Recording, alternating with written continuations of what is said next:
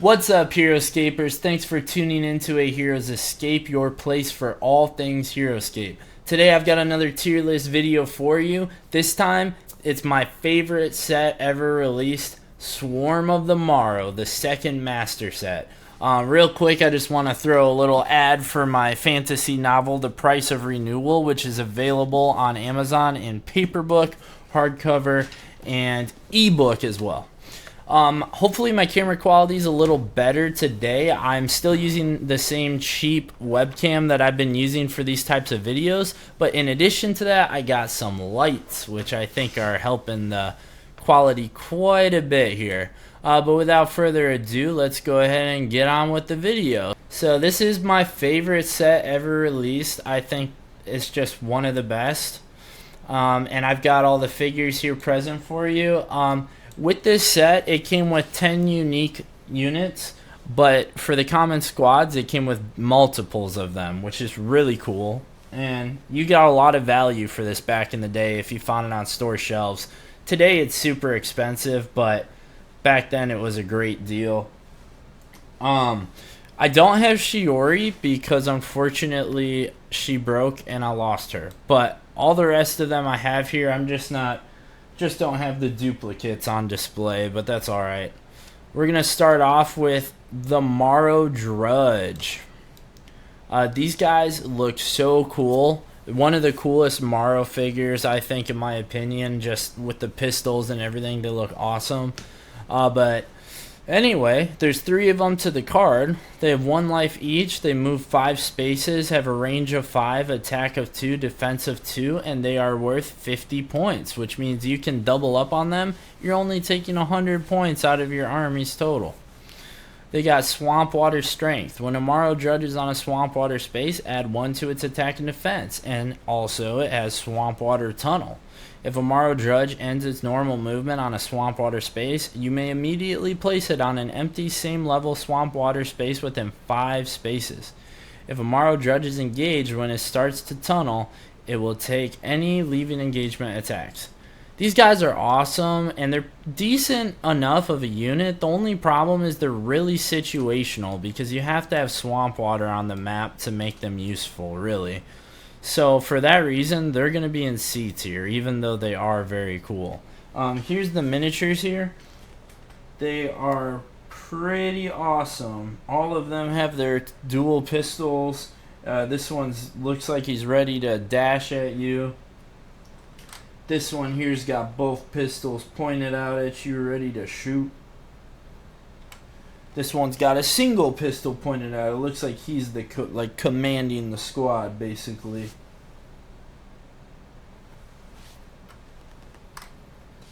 Next up, we have the Nagrubs. 3 of them to the card. 1 life each, move 6, range 1, attack 2, defense 2 for 30 points. They're barely taking up any of your army's total. They have Hive Lord Life Bonding. Before taking a turn with Marro Nagrubs, you may first take a turn with any Hive Lord you control. Before moving the chosen Hive Lord, you may destroy 1 adjacent Marden Nagrub you control. If you destroy a Marden Nagrub when Hive Lord Life Bonding, remove 1 wound marker from the chosen Hive Lord's army card. That ability is really powerful, and there are 3 Hive Lords, I think, if I'm not mistaken, that you can use this with. But they also made a new figure, Renegade did, that's not a Marro, but it is a Hive Lord, and it still works with this ability. Also, they have Climb ×2. When moving up or down levels of terrain, their height counts as 2. So these guys are pretty cool, but I don't think they're amazing. If you don't have a Hive Lord, you're probably not going to put them in your army. But if you do have a Hive Lord, that healing ability is really powerful, plus the bonding. So that puts them at B tier in my opinion, especially since there's more Hive Lords coming out. And here is the miniatures. I'm only going to show one of them because they all pretty much look the same. But just these little Marro dog looking things. Although they're not technically Marros, they're Marden. Moving on, we have the Stingers. They have 3 to the card, 1 life each, move 5, range 5, attack 3, defense 3, 60 points, which means you can double up on them, and you're only taking up 120 points of your total. Their ability Stinger Drain is after moving and before attacking, you may roll the 20-sided die. If you roll a 1 through 4, you must destroy a Marro Stinger you control. Oof. And you cannot attack this turn. If you roll a 5 through 9, you add 0 to their attack, but if you roll a 10 or higher, you add 1 to their attack. So that is pretty decent, to be honest. They're not as situational as the Drudge. You can actually use them in any instance, really. You can use these guys. It's just, that downside to their ability, but it's a low chance of rolling it, so I'm putting them in B tier. And here is our miniatures for you. This one here, he's got his stinger gun pointed out at you. This one also has his stinger gun pointed out at you. This one has his up in the air. He's kind of posing like one of the heavy gruts. And they also have their little range finders like Super Saiyan, like it's over 9,000. Moving on, we have Shiori, and unfortunately I cannot show the miniature for this one because she is broken. But she has 3 life, moves 6 spaces, range 1, attack 3, defense 3 for only 60 points. She has Concentrated Will. If Shiori has only 1 unrevealed order marker on her army card, add 1 to her attack and defense. That's pretty good. Also, Phantom Walk, we pretty well know what that does at this point, but basically she can move around and pass people and not take engagement attacks. And she has Shuriken Special Attack with a range of 5. If Shiori is attacking a smaller medium figure, you roll 3 attack dice for Shuriken Special Attack. But if she's rolling a larger figure than that, you get to roll... you only get to roll 2 attack dice or a destructible object. That's a bummer. She's decent, though. I mean, I feel like she's a solid B tier unit for only 60 points. Probably not super competitive level. Next up, though, is Torkoal Na, the Hive Lord. He has 6 life, he moves 6 spaces, a range of 1, attack 6, and defense 5 for 220 points. We're basically getting into Marvel level point values there. And he has 1 single ability that takes up the whole card. Trample Stomp. At any point while moving, Torkoal Na may choose a smaller medium figure that is adjacent, on the same level, and on a space where Torkoal Na may end his movement. Roll the 20-sided die. If you roll a 1 through 7, the figure is safe, and Torkoal Na's movement ends. If you roll a 8 through 20, the chosen figure receives 1 wound. If the wound destroys the figure, move Torkoal Na onto the space the figure occupied, and you may continue Torkoal Na's movement. If the chosen figure is not destroyed, Torkoal Na's movement ends.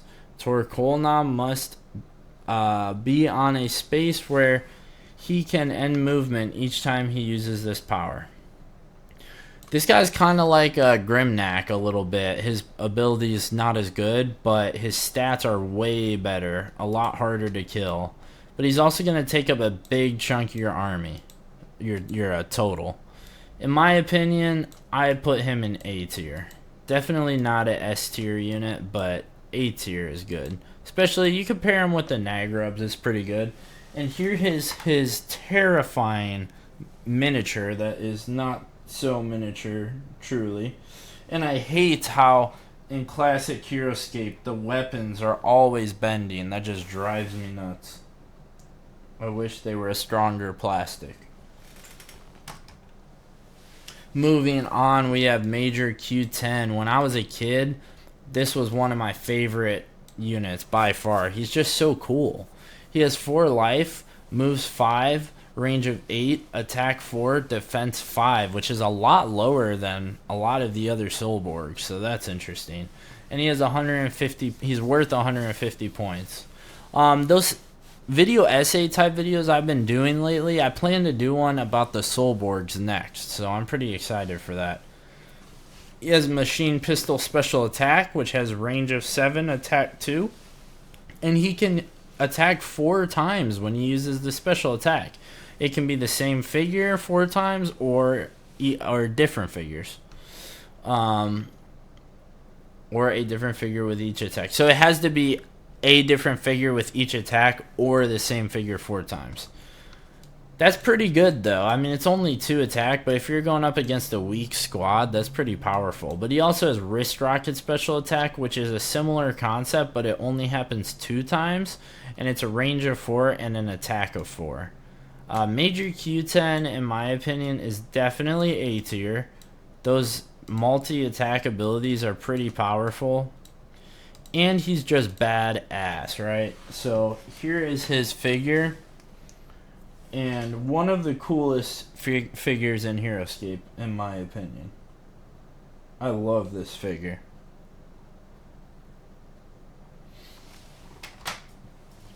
Next up is Sonlin, the Elven Wizard. This guy is so powerful. If you saw the video where I was playing a game against myself, Sonlin was putting in work. He's 6 life, move 5, range 6, attack 4, and defense 3 for 160 points. Now he's not squishy like you would expect a wizard to be. He's not a glass cannon. I can't talk. But he has Dragon Healing. Before moving, you may choose a wounded hero within 4 clear side spaces of Sonlin. Roll the 20-sided die. If you roll a 15 or higher, remove 1 wound marker from the chosen hero's army card. Sonlin's dragon can use its dragon healing on Sonlin, which is awesome that he can heal himself. He also has Dragon Swoop, which is basically the same exact thing, but in reverse. It deals a wound to a enemy, basically, or friendly, I suppose. And that is if you roll a 15 or higher, just like the other one. Sonlin is definitely A tier, if not S tier. I'm gonna put him in S tier because we don't have a lot of figures that can heal. So to have that is pretty powerful. And here is Sonlin's miniature here. Mine is a little different because unfortunately he broke. And you can see I have him standing on a katana. That's because the Einar Imperium figures of mine, unfortunately, are broken. This is something that happened when I was a kid. I'm pretty sad about it because those are some of my favorite figures in Heroscape. I think they look so cool, and I would like to get them again if I can find them for a good price. Anyway, so I glued him on top of a katana for some reason. Next up, we all know where this unit falls on the tier list, for sure. This is Raylan the Kyrie Warrior. This is a highly competitive, highly powerful unit. She has 5 life, moves 6 spaces, has a range of 1, attack of 3, defense of 3 for 120 points. She has Whirlwind Assault. She may attack any or all figures adjacent to her. Roll each attack separately. So that's in one attack. She can just attack everyone next to her. She also has Extended Defensive Aura. All figures you control within 6 clear side spaces of Raylan add 1 to their defense dice. Raylan's Extended Defensive Aura does not affect herself. This ability is so powerful, and this is what makes her such a great unit in your army. And it's only for 120 points. 6 clear side spaces is a pretty far aura. And she has flying, of course. Raylan the Kyrie Warrior, unsurprisingly, falls into S tier. And here is her miniature here.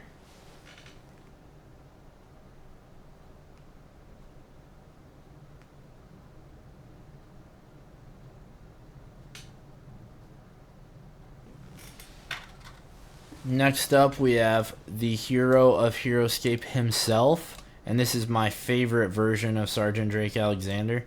He has 6 life, moves 6 spaces, range 1, attack 6, and defense of 4. His attack is stupid high on this card for 170 points. He has Thorian speed. Opponent's figures must be adjacent to him in order to attack them with a normal attack. This is so good. It just nullifies all ranged attacks against him. He also has grapple arm. Instead of a normal move, Sergeant Drake Alexander may use his grapple arm. Grapple arm has a move of 4. When counting spaces for grapple arm, ignore elevations. Drake may grapple over water without stopping, over figures without becoming engaged, and over obstacles such as ruins. Drake may not grapple more than 45 levels up or down in a single grapple arm move. That's interesting. So he doesn't entirely ignore elevation.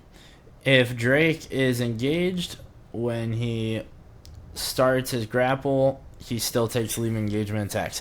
And he has pistol fire special attack, which I'm so happy to see, because anyone that saw my lore video saw that I was convinced that he didn't have a pistol, even though in the lore he did.